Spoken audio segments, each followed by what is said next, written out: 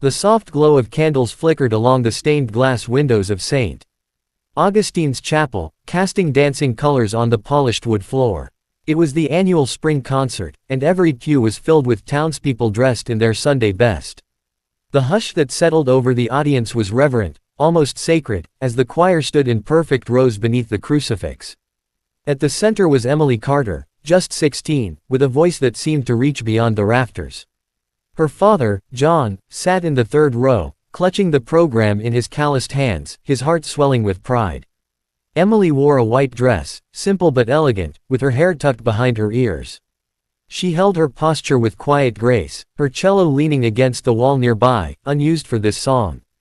As the choir sang the final bars of the hymn, the director gave Emily a subtle nod. The room seemed to hold its breath.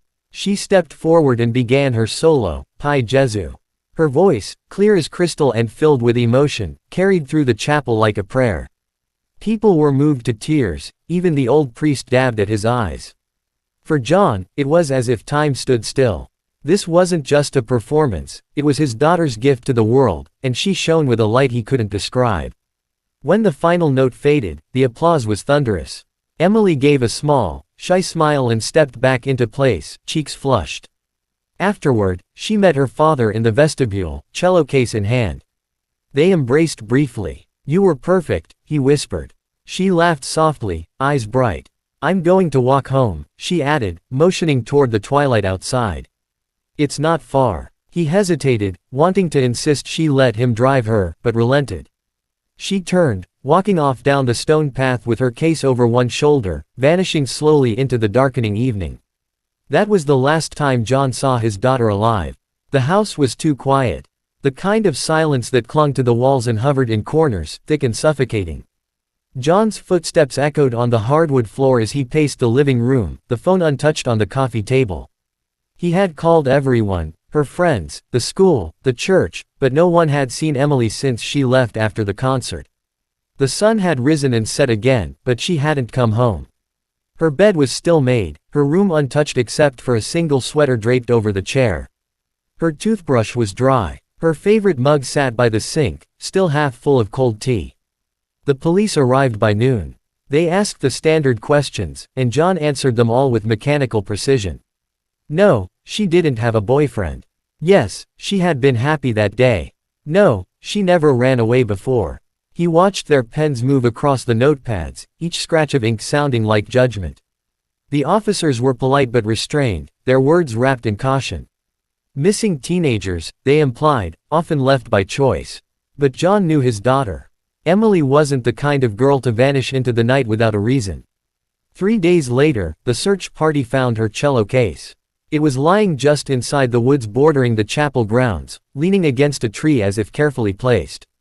The cello itself was still inside, perfectly intact. It was too clean, too untouched, like it had been left there deliberately. But of Emily, there was no sign. No footprints, no torn fabric, no cry for help. Just the cello, waiting. John brought it home himself. He wiped the dust from the varnish with trembling fingers and leaned it against the wall in the hallway, beside her portrait. It stood like a monument to absence. He refused to let the police take it. To him, it wasn't evidence, it was memory. Days turned to weeks. Posters with her face were stapled to telephone poles and taped to shop windows. The phone rang at all hours, but none of the tips led anywhere. The town began to move on, but John couldn't.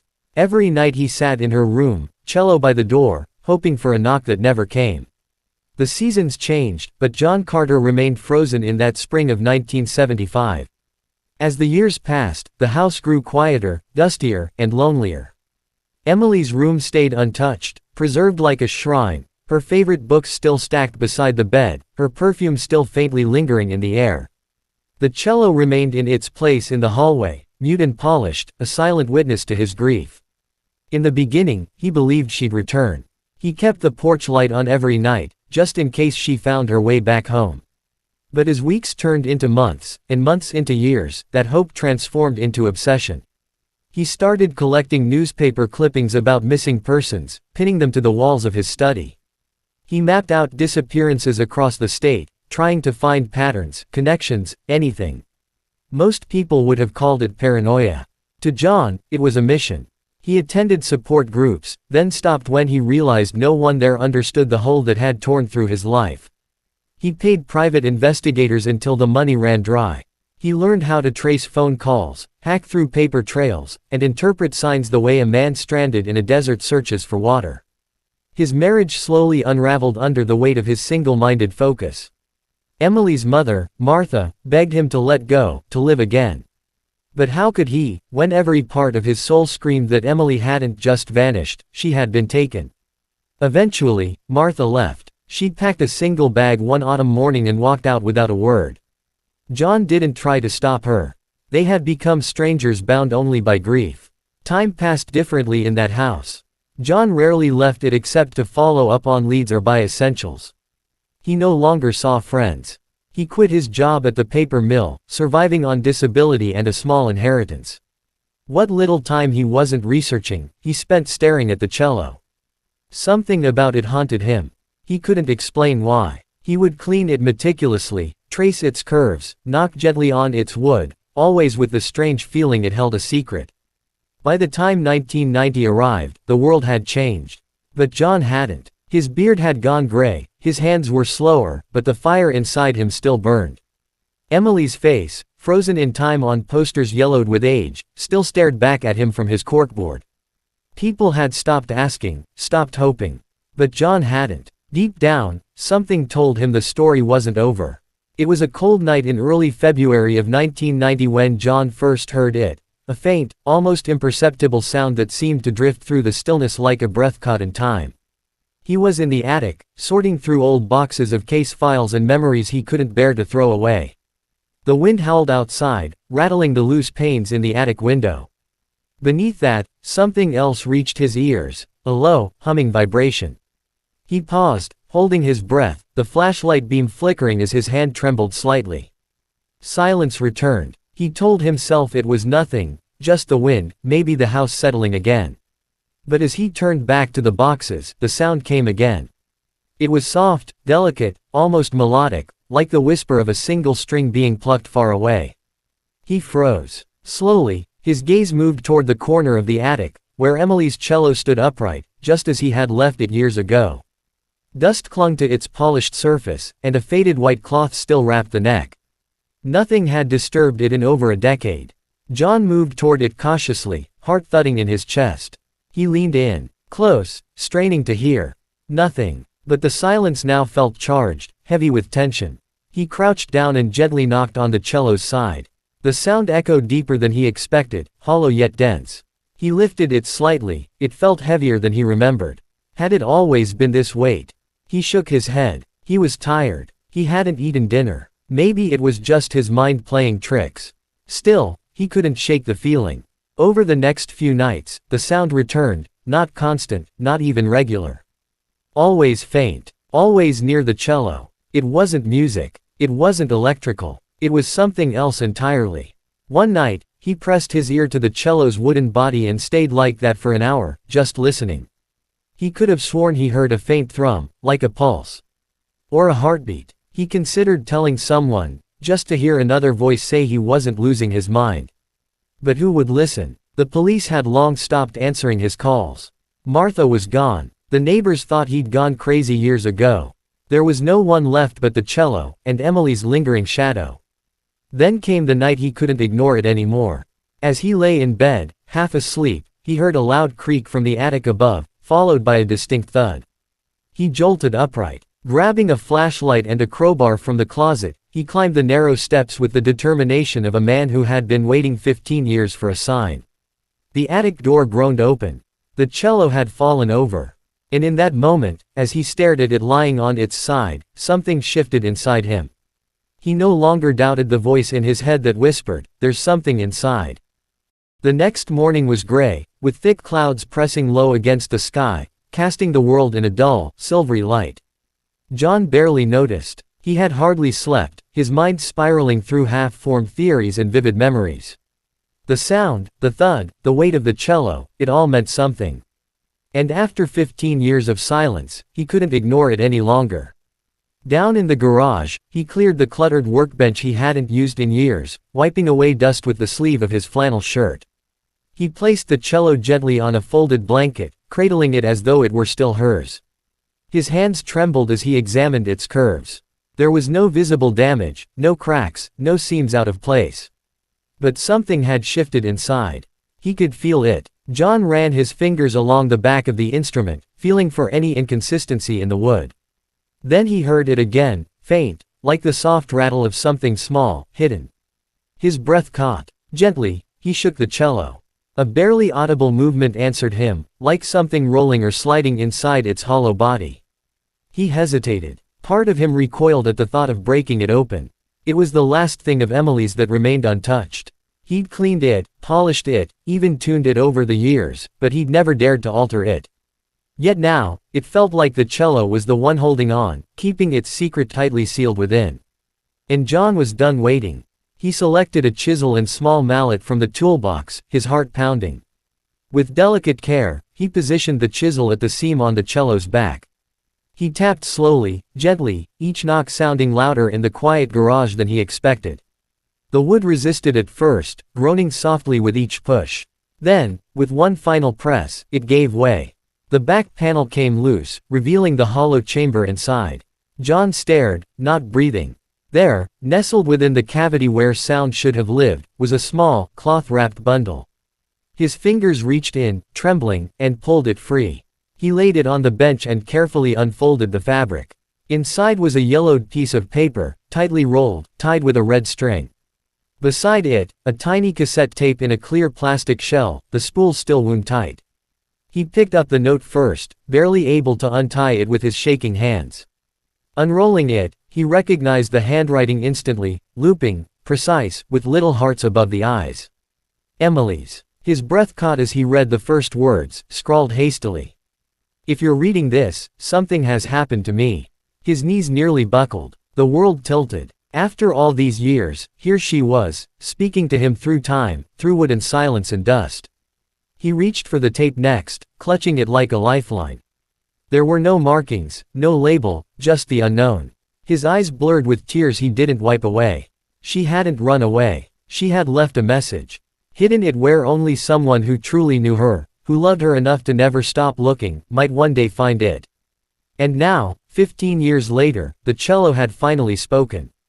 The old tape recorder groaned to life as John pressed the play button, its motor struggling after years of disuse. The cassette clicked into place, and for a moment, nothing but static filled the air. He leaned forward, heart in his throat, eyes fixed on the spinning reels. Then came a soft hiss, and beneath it, the unmistakable sound of Emily's voice. "Hi, Dad," she began, her voice low and shaky. "If you're hearing this, it means I couldn't come home." John gripped the edge of the workbench, breath catching in his chest. Her voice was younger, nervous, barely more than a whisper, but it was hers. It was like hearing a ghost speak directly to him, as if time had folded in on itself. I don't know how much time I have," she continued. "I've hidden this in my cello. I thought maybe you'd find it if you ever needed to know." She paused. The sound of her breathing crackled through the tape, fast and panicked. Then her voice returned, steadier but filled with fear. "There's something wrong at the church, Dad. I don't think I was supposed to hear what I heard, but I did. I was getting my music from the loft after practice and I heard Mr. Whitmore talking to someone. They didn't know I was there." John blinked in disbelief. Whitmore, the choir director. A pillar of the community. Trusted. Respected. He'd been in their house. Sat at their dinner table. They were talking about girls. Younger girls. About how they were going to be moved soon. I didn't understand all of it. But it didn't sound right. It sounded bad. Another pause. John could hear muffled noise in the background, maybe movement or footsteps. "I think they knew someone was there." Mr. Whitmore looked up at the loft just as I backed away. "I don't think he saw me, but I ran. I didn't go home. I didn't want to put you and Mom in danger. I've been hiding out at the old caretaker's house near the back of the cemetery." John's mind reeled. That house had burned down in the late 70s. No one had connected it to her. "I'm going to leave some other things behind. If you ever find this, go to the loft. I couldn't carry everything with me. If I can find a way to tell someone, I will. But if not, promise me you won't trust anyone at the church." Not even Father James. Especially not him. John's stomach turned. Father James had given her eulogy. He'd comforted them, prayed with them. And now his name was tangled in this horror. I love you, Dad. I hope you'll forgive me. I just wanted to help. I had to try. The tape clicked, then rewound itself with a mechanical sigh. John sat frozen, her voice echoing in his head. She'd been terrified, alone, brave, and she had left him a trail, even while knowing it might cost her everything. His hands trembled, not from grief now, but from purpose. The answers weren't just buried in time, they were buried in places he could still reach. The church, the loft, and perhaps, if luck still held after all these years, the rest of what Emily had left behind. The church looked the same as it had the night Emily disappeared, stately, solemn, and timeless, its stone walls bearing the weight of a century's worth of secrets. But to John, it no longer felt sacred. It felt haunted, not by ghosts, but by lies. By whispers hidden beneath hymns and crimes masked as holy duty. As he stood in the courtyard, the winter wind cut through his coat, but he barely felt it. All he could think about was Emily's voice, trembling on that old cassette, telling him to go to the choir loft. The inside of St. Augustine's was dimly lit, the scent of incense and old wood thick in the air. A few parishioners prayed quietly in the pews, their heads bowed, unaware of the storm brewing inside the man who walked past them. John moved with purpose, his eyes scanning the walls, the faces in the stained glass windows, the altar where he'd once knelt beside his daughter. Every step echoed like a challenge. He reached the choir loft staircase and hesitated for a moment before climbing. Each creaking stair sounded like a countdown. At the top, the view stretched out over the sanctuary, exactly as Emily would have seen it the night she overheard everything.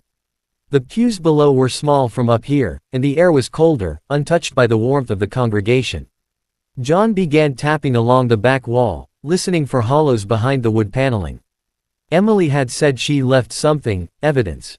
He didn't know what he was looking for, but he would know when he found it. After 20 minutes of searching, he felt a subtle give beneath his fingers near the base of a carved column. He leaned in and saw the faint outline of a hidden panel. Gently, he pried it open with a penknife. Inside was a small, cloth pouch and a faded manila envelope. His breath caught as he pulled them out. The envelope was brittle with age but still sealed. He opened it carefully and found photographs, grainy, poorly lit images that made his stomach churn. They showed young girls, none older than Emily, in various stages of fear and discomfort, taken in what looked like a basement room. One of them was Emily. She was partially turned, her face only half visible, but he knew it was her. The terror in her posture was unmistakable. The pouch contained a silver crucifix on a chain, smeared with something dark that looked like dried blood, and a tiny notebook filled with names, dates, and coded references. He flipped through it quickly, recognizing some names, members of the parish council, the choir, even the mayor's brother. It was a ledger of horror, written in hurried, frightened script. This wasn't just a bad man. This was a network, a ring. A sudden noise below startled him, footsteps entering the church, heavy and purposeful. He quickly stuffed the contents back into his coat and closed the panel. He couldn't be seen. Not yet. Not until he knew what to do. As he slipped back down the staircase and out into the cold light of day, one thing had become chillingly clear: Emily had uncovered something real. Something powerful. And it hadn't gone away in 15 years. If anything, it had gotten better at hiding. But now, it was exposed. And John had everything he needed to burn it to the ground. John drove home in a fog of adrenaline and fury, the stolen evidence tucked under his coat like a bomb waiting to go off. His knuckles were white around the steering wheel, heart pounding louder than the hum of the engine. He kept replaying the images in his mind: Emily's frightened face in that grainy photo, the names in the notebook, the bloodied crucifix. This wasn't just corruption. It was evil, embedded in the very heart of the place that was supposed to protect them. And Emily had known. At just 16, she had been brave enough to stand against it. Now, finally, it was his turn to be just as brave. Back in the garage, he spread everything out on the workbench: the photos, the notebook, the cross. He made copies of everything, scanned them into his ancient computer, printed multiple sets, and sealed them in separate envelopes. He labeled each one, "In case I disappear." He would mail them the next morning, one to a reporter in the city who had covered church abuse cases before, another to the state police cold case division, and a third to a lawyer he once knew who dealt with whistleblower protection. He wasn't taking any chances. Then, he sat down and began writing. A full account. Every detail he remembered from the days leading up to Emily's disappearance, every suspicion he'd ever had, every piece of evidence she'd left behind. It took hours. He didn't stop to eat, didn't stop to rest. Just wrote. He poured years of silence into those pages, as though he could summon her back with truth. By the time he looked up, dawn had begun to stretch its pale fingers across the sky. The house was quiet, but not the empty kind of quiet anymore. There was purpose now, the air buzzing with momentum. He stood slowly, joints aching, and walked down the hall to Emily's room. It still looked the same, bed made, shelves dusted, the faint scent of lavender from her old sachets. He sat at the edge of her bed and looked at the cello leaning against the corner. "You did it, Em," he whispered, voice thick. "You weren't crazy. You weren't lost. You were right." He felt her presence there, not as a ghost, but as something stronger. Legacy. Proof. She had never stopped fighting, even when the world forgot her. And now, through him, she was about to be heard. That morning, John placed the packages into the mailbox and locked the flag up. Then he dialed a number from the back of the notebook, one Emily had written in red ink, circled 3 times. It rang twice before a voice answered. "You shouldn't have called this number. I found what she left," John said. "I know everything. And I'm not going away." There was silence on the other end. Then a click. John hung up, then walked back inside, shutting the door behind him. He knew they would come. But this time, he wasn't a grieving father lost in the past.